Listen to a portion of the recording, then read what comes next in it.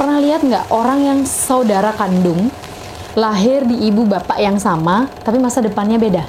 Kita itu hidup di 3 dimensi. Karma itu ada 3 model.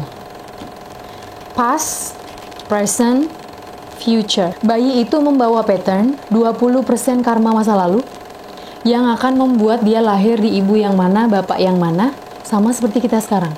Nah, si 20% ini adalah karma, 80%-nya adalah free will.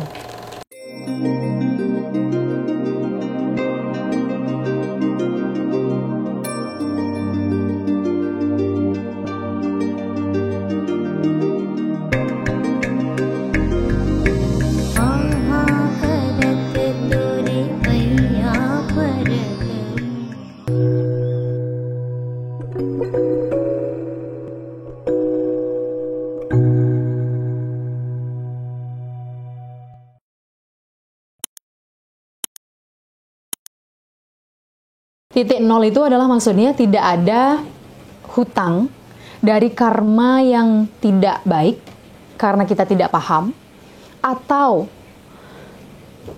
karma baik yang menyisakan pamrih. Karma baik yang menyisakan karma lanjutan. Jadi, ketika kita harus memilih satu hal yang harus kita bantu, ya pilih, rasakan sendiri yang mana kamu tulus. Yang mana rasanya kamu mampu untuk tidak pamrih. Itu adalah salah satu cara untuk melindungi diri. Dapat maksudnya? Misalnya, temannya minta minjem uang 50 juta. Uangnya kan gede tuh. Terus, kalau kita dengan mudah, ya udah ini pakai aja gitu. Pas kita ada. Tapi sebenarnya, kita tidak tahu. Kita tidak clear dengan perjanjian apa segala macam, itu nggak clear. Akhirnya, ujung-ujungnya bisa kehilangan teman gara-gara itu. Padahal sejujurnya kita belum mampu untuk uang itu hilang. Karena ketika mau membantu itu harus siap, itu tuh nggak balik lagi. Gitu. Jadi caranya gimana? Harus cek dulu ke dalam diri, oh rasanya saya cuma siap 1 juta aja deh untuk nggak balik. Ya udah, ini aku ada uang segini, silakan bawa, nggak usah dibalikin. That's it. Nggak ada lagi nanti drama-drama kolosal lainnya yang akan mengikuti, harus membuat pertama persahabatan kita hilang, yang kedua emosi kita terurai, energi hidup kita akan nge-track energi yang jelek karena banyak emosi tentang itu. Dapat maksudnya?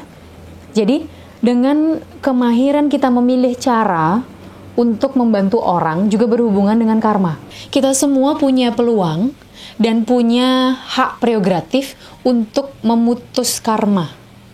Jadi punya hak prerogatif untuk cukup karma ini saya selesaikan, saya nggak mau lagi nambah dem.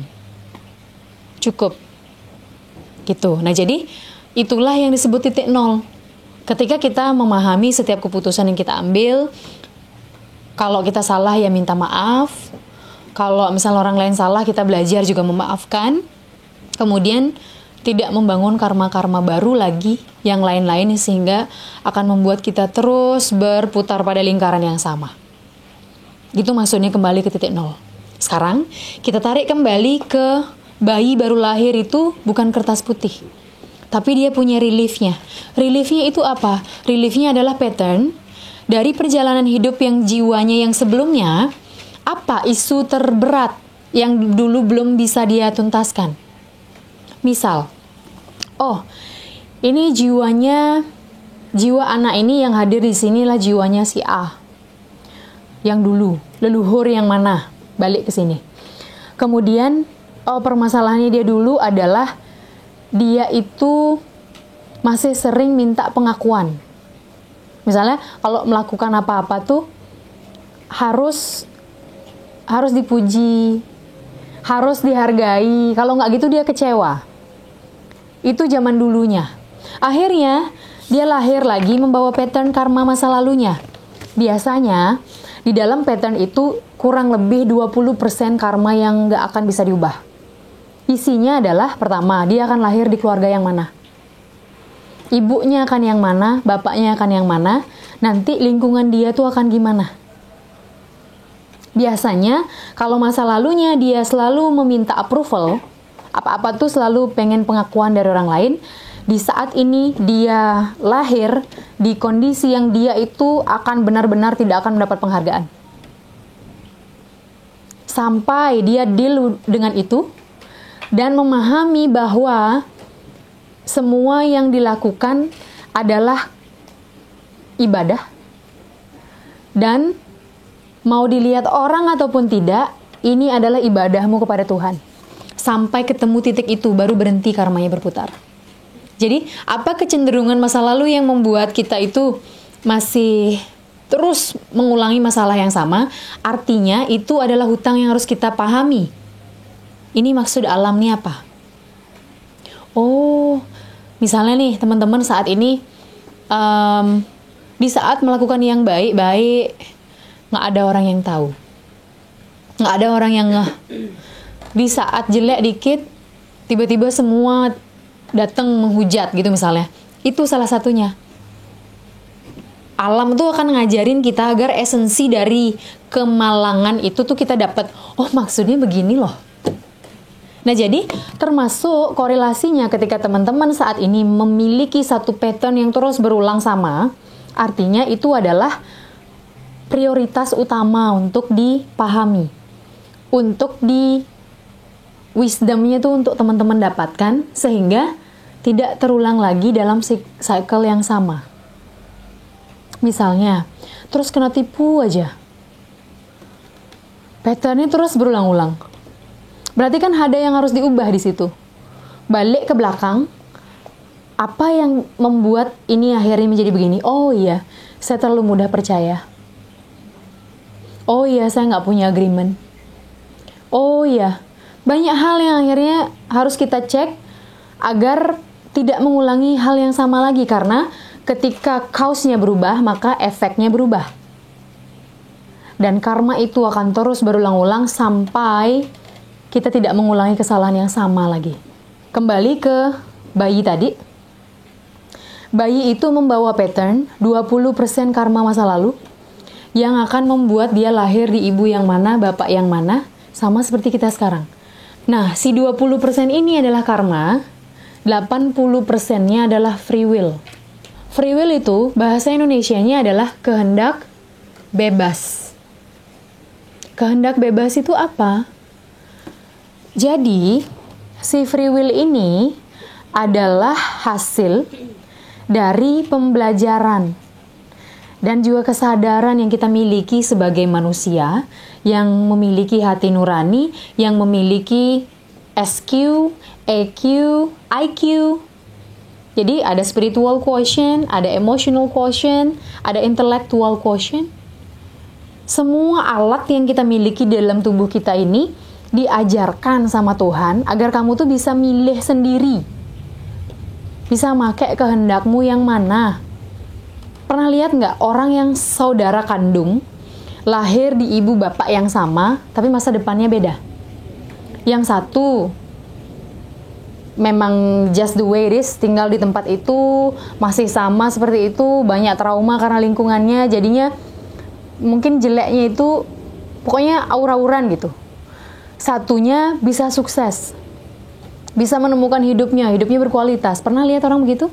Kira-kira apanya yang beda? Karmanya sama, lahirnya sama di situ, lingkungan dibesarkan sama. Yang beda apanya? Free will-nya. Yang beda adalah cara dia menyikapi sesuatu. Yang beda adalah caranya dia mengambil keputusan dan caranya dia mengelola hidupnya. Pilihan-pilihan itu yang berbeda. Makanya, dari posisi existing, saat ini kita posisinya di mana, dengan semua kelebihan dan kekurangan kita, apakah kita masih bisa mengubah masa depan kita? Masih banget dong. Kita itu hidup di 3 dimensi. Karma itu ada 3 model. Past, present, future. Kan kita dulu belajar ya waktu bahasa Inggris tuh kayak gitu. Ternyata lingkup hidup tuh seperti itu. Ketika belajar meditasi, belajar spiritual, sama seperti yang teman-teman lakukan sekarang ini, teman-teman tuh belajar untuk hidup di masa kini. You live in your present. mengampuni apa yang terjadi di masa lalu, dan mampu memprediksikan apa yang ada di masa depan. Dengan cara apa? Memperbaiki hari ini. Jadi, satu-satunya cara terbaik untuk memprediksi masa depanmu adalah planningkan itu hari ini. Ubah pola hidupnya hari ini. Karena masa lalu itu adalah hari ini yang udah berlalu. Masa depan itu adalah hari ini yang belum terjadi. Jadi, daripada energinya habis untuk mikirin masa depan yang belum tentu akan gimana, lebih baik planningkan dari hari ini. Milestone-nya mulai dilakukan mulai hari ini. Jadi, dibatasin. Karena kan hidup ini skupnya sangat luas ya. Skupnya sangat luas. Dan sedangkan waktu kita terbatas. Resources kita terbatas. Pikiran kita, kemampuan kita terbatas. Sehingga ambillah pattern yang sifatnya menjadi kekuatan teman-teman. Kalau dari zaman dulu tuh sering dibilangin gini, ubahlah kekuranganmu menjadi kekuatanmu, menjadi kelebihanmu. Percayalah itu pekerjaan yang sangat berat. Iya kan? It's a big job. Gimana kalau kita analisa apa kekuatan kita, apa yang kita sukai, apa yang rasanya kita sanggup untuk lakukan, batasi di situ. Kemudian planningkan, saya mau masa depan saya itu seperti ini. Step by step lakukan yang terbaik di setiap hari. One day you will arrive. Suatu hari nanti kamu akan sampai. Kita tuh punya kebiasaan yang unik banget. Waktu kita SD, kita selalu mengira tugas matematika kita itu sulit. Duh, masa SD ini emang sulit banget. Kayaknya SMP akan lebih baik deh.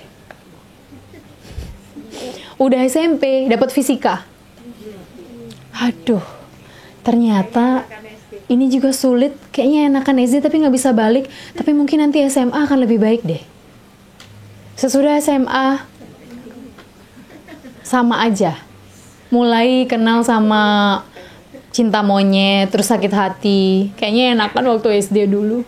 Atau nanti mungkin kalau udah kuliah, lebih enak deh. Kalau sekarang banyak aturan sekolahnya. Katanya kalau kuliah tuh nggak pakai seragam. Kalau kuliah tuh boleh milih SKS sendiri. Berarti kebahagiaan saya nanti pas saya kuliah. Jeng jeng, udah kuliah. Makin stres. Aduh, ternyata kuliah ini nggak enak banget. Kayaknya saya nggak bahagia nih sekarang. Mungkin saya bahagianya nanti deh. Kalau udah kerja kayaknya bahagia. Punya uang. Bisa belanja, beli apa aja yang saya pengen.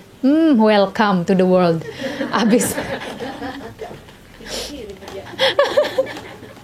Abis itu mulai kerja. Apalagi Gen Z sekarang. Nggak ada Gen Z ya di sini. Sekarang jadi isu tuh. Jadi pada lembek-lembek banget. Dunia kerja punya senior saklek banget. Semua aturan harus on SOP.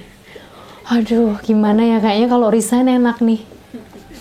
Udah resign, kayaknya kantor baru enak. Terus begitu.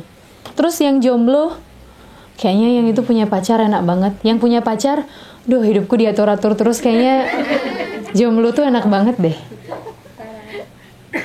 Kayaknya kalau masih pacaran, enakan nikah deh. Udah nikah, sama juga. Isinya berantem. Udah nikah nggak punya anak, bingung lagi. Kayaknya punya anak bagus deh. Terus meratapi karena nggak punya anak, kemana-mana berusaha biar punya anak. Ternyata yang punya anak banyak, aduh kebanyakan. Coba dulu jangan punya anak dulu. Mungkin bisa lebih hemat. Mungkin bisa lebih rileks. So when? So where? Terus kemana dong? Nggak ada tempat yang sempurna, teman-teman. Jadi daripada kita meratapi yang nggak ada, lebih baik cintai apa yang ada sekarang. Karena dari mencintai apa yang ada sekarang, akan membuka pintu-pintu kesemestaan yang lain untuk mendatangkan keberuntungan, untuk mendatangkan orang yang tepat, untuk mendatangkan momentum yang tepat. Dan percayalah, di dalam kesempurnaan itu pun pasti ada ketidaksempurnaan. Karena sesungguhnya setiap posisi itu hanya menukarkan kelebihan dan kekurangan kita. Gitu. Jadi untuk yang sekarang udah menikah, kayaknya yang ini kurang deh. Tenang, kalau misalnya sama orang lain belum tentu lebih baik daripada yang ini. Gitu. Jadi semua tarik lagi ke posisi kita saat ini, karena kebahagiaan itu tidak akan pernah kita temukan di masa depan. Karena kebahagiaan itu hanya kita bisa rajut dan pilih untuk hari ini. Karena masa depan itu adalah hari ini yang belum terjadi. Nah jadi atas apapun yang mungkin gak sempurna hari ini, kita bisa selalu upayakan agar segala kecerdasan kita tuh involve di sana untuk turut mengambil keputusan. Agar kita terbiasa untuk melihat sisi baiknya dari peristiwa itu. Sehingga inilah yang akan mengantarkan hidup yang penuh dengan kesehatan, kebahagiaan, keberlimpahan. Gitu. Inilah hasil lahir dari hidup yang penuh dengan kesadaran.